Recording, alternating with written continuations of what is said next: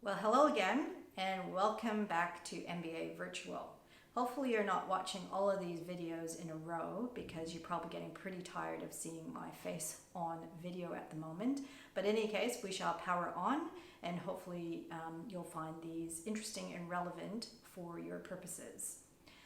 This video is about Module 2, which is about turning data into insights. You will have already hopefully downloaded the presentation pack, and for your reference, I will be referring to slides 6 to 10 of that presentation pack. So, turning data into insights. Now, I've come across a lot of organizations where they have just multitudes of data everywhere. And to a large degree, many organizations don't use that data wisely in terms of being able to really analyze it properly and being able to drive insights out of it where they can make some really strong strategic decisions that sets them up for the future. But the other side too is that if you're able to gather those insights, you can also work that into your mitigation strategies when you're managing risks around your business and your operating model, which would be really helpful in cases such as what we're finding ourselves in these days with the COVID-19 pandemic. Now, the question I guess that a lot of people ask is, well, how do you even go about turning data into insights? What are the core things that you need to think about? So the framework that I'm going to be referring to is one from a McKinsey article, which again I will provide you with the URL link in the Moodle shell so that you can actually go and have a look at the article itself. More specifically, it's got a lot of detail in there. I just want to sort of touch on some key aspects of the framework itself in this particular video. Now, if you refer to slide 6, you'll see the framework diagram there.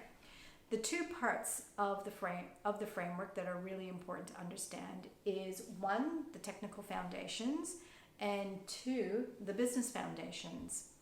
Now, I've been fortunate enough to work on big data warehouse projects earlier in my career. And that was when data warehousing was sort of the buzzword, and that's what all big organizations were trying to implement. There is data warehousing is still practiced today in a lot of organizations, but it just might be referred to differently. So you will hear things like big data, or they might refer to it as business intelligence instead. But by and large, it is still data warehousing as far as I'm concerned. So the two data warehousing projects that I had the pleasure of working on, one was for Sainsbury's, which is a big supermarket chain in the UK. And that was really looking at, from a marketing perspective, basket information, gathering insights from that basket information in order for them to work out how to best set up their aisles. Now, it was an interesting pilot that we actually ran with them where, there was a hypothesis around what they called the beer and nappies pilot, or the beer and nappies scenario. So they had a hypothesis, and it is, again, something that was written in a book that they had read about, where, men of a certain age group tended to go to the cash register, and if they were to buy nappies, more than likely they would have bought some form of alcohol as well. So probably most likely beer.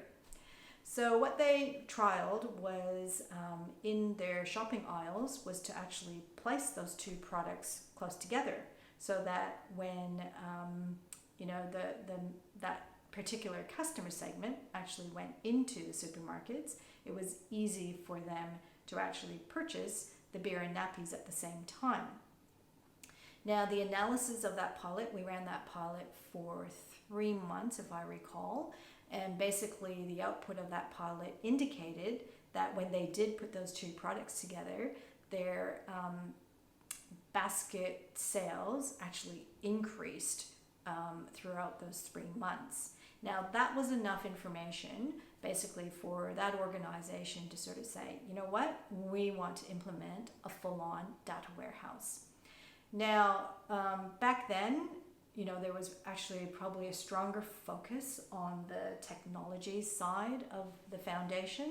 So it was all about setting up the architecture, setting up the infrastructure. So, the physical database and all the architecture that you would need to have in place to run a database of that size. It was also about how you would physically set up the relational databases. So, what linked to what, and then making sure that the performance would be able to work through that volume of information to be able to pull out into an analytical system or application very quickly and readily.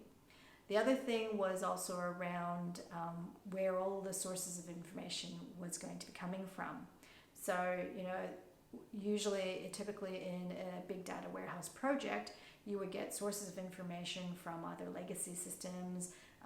It would come from different parts of the organization. It would come in different formats. So there was always a process, what we called ETL, which was extract the data, transform the data, and then load the data into the new data warehouse environment. There's some other, more technology-related items in relation to how the data warehouse itself was set up, which I won't go through because that's not what this particular presentation is about. But at the end of the day, something needed to be done with that data because it just sort of sat in a database. So that's where the analytical tools came into play. So, business intelligence tools where users could more readily extract the data into reports that they would need to use on a day-to-day basis, or for decision making, and also just for management in terms of understanding how the business was running. The other part of the framework is what we refer to as the business foundations. Now, this is all about the people and the processes required to support turning data into insights in terms of this framework, which is a really important part, because without this working properly, you aren't going to be able to achieve the ultimate end game of turning data into insights. So what we mean by people and processes is that in terms of people, really need to have a strong culture of throughout the organization where this is a mandate in terms of data into insights.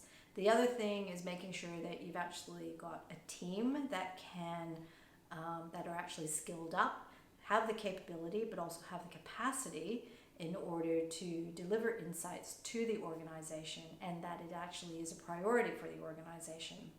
In terms of the processes, again, when you look at even just if I go back to the data warehouse example, a lot of the processes that would have been relevant when you aren't using data for insights, it might be very manual. But then moving into this new world where insights is a priority, then processes need to be revisited, and it needs to be supportive of this new environment, which I would refer to as sort of your target operating model. So those are the two parts of the framework that you would need to keep in mind when you want to implement moving data into insights. When we talk about translating insights into business value, there's two streams that we need to keep in mind. One is the upstream processes, and the second is the downstream activities. And what I mean by the upstream processes is more to do around the data. So making sure that your data is up to date, making sure that it's relevant, and then so that when you look at the downstream activities, you are then able to address what those insights are from the data. You then need to make sure then you've got the culture in place and the adoption in place across the organization. And then the third one is around making sure then that as a strategy, you continue to look at the IT side of things.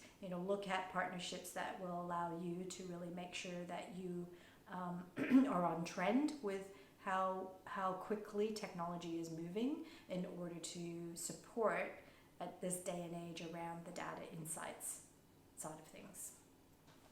The last slide that I want to go through is on slide 10.